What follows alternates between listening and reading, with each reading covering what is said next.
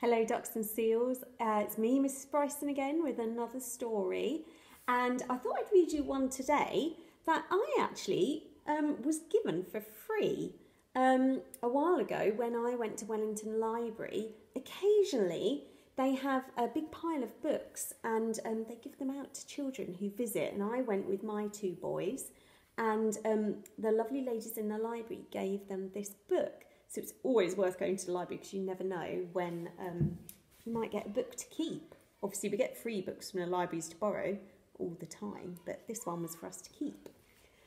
So as soon as the libraries reopen after lockdown, hopefully that won't be too long, and we'll all begin to go back to them again, which would be lovely. Now then, this one is called The Runaway Pea by Kjartan Poskett and Alex Wilmore. You can see tins of peas here. Do you eat peas at home? We love them in our house, but we don't buy them in tins. We buy ours in bags that we keep in the freezer.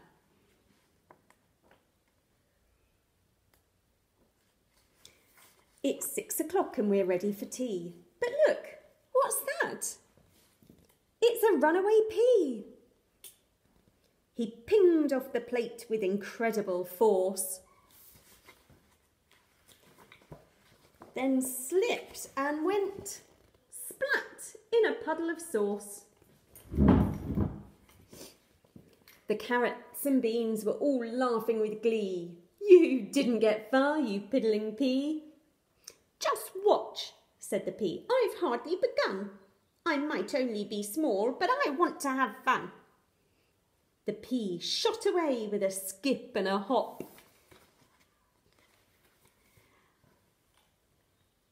Then into the dog bowl he fell with a plop.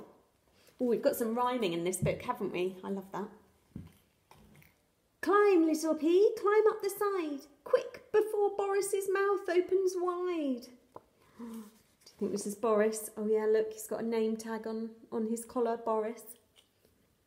The runaway pea jumped amazingly high and so nearly landed in Boris's eye. He rolled along Boris's back in a flash, but a flick of the tail sent him flying off. Splash! Where am I? He wondered. His head really hurt. Get out of my tank, said Adele with a squirt.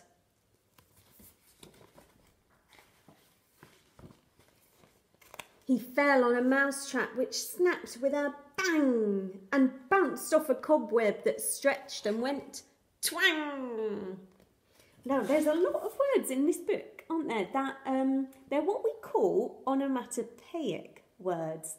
And that means that the word sounds like the sound that it's trying to describe. So, bang, twang. What else have we had? Plop, splash. The word comes from the sound that it makes. He came to rest on a high, dusty shelf. So far, so good, smiled the pea to himself. Surely there's nothing else left to go wrong. Then a fan started up and it blew him along. And what's that below with an orangey glow? It's the slot in the top of the toaster. Oh no! In the pea fell, unable to stop. Then the toaster pinged up with an almighty pop. Ow! Cried the pea. My bottom's on fire! As he flew straight on into the tumble dryer.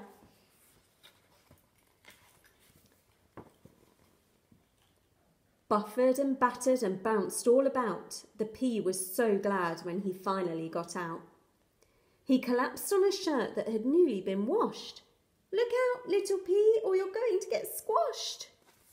Oh, look, we've got this red-hot iron coming down on him here. He tumbled and rolled along, out of control, under the fridge to a dark, sticky hole.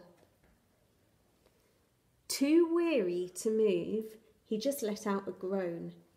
Now, what do you think weary means? Too weary to move, he just let out a groan. Any ideas? It means tired, very tired. So he's been on quite an adventure so far, hasn't he? And now he's absolutely exhausted. Too weary to move, he just let out a groan.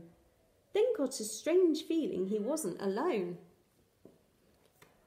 Out of the gloom came mysterious shapes.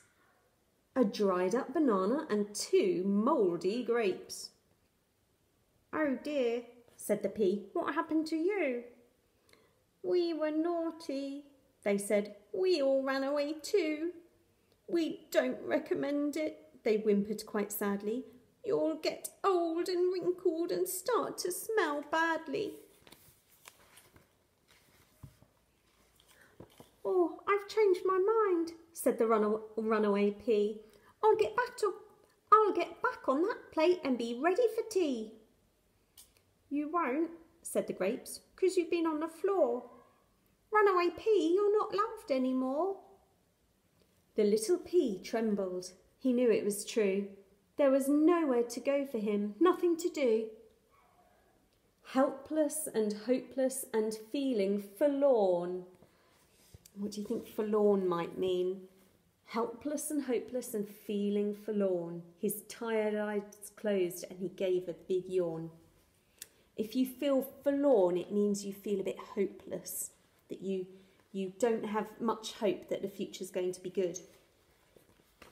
But a magic thing happened while he was asleep. He woke up beside the recycling heap. The soil was soft and the weather was sunny, and soon the pea started to feel a bit funny. Under the ground, he was sprouting some roots, and out of his top he was shooting out shoots. Look at that, there he is. Can you see him there? What's happened? The shoots all had pods, and inside every one was a party of new peas, all bursting with fun. So this pea has landed in the ground, and there's some lovely soil and some sunshine, and he's begun to grow into a new pea plant, hasn't he? He's grown roots down into the soil and shoots coming up above the ground.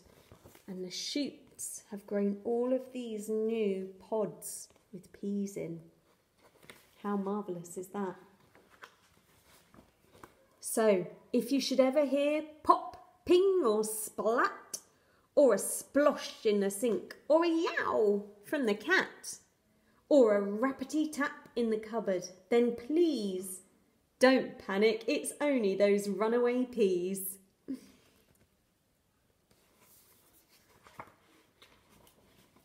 here we have a lot of peas.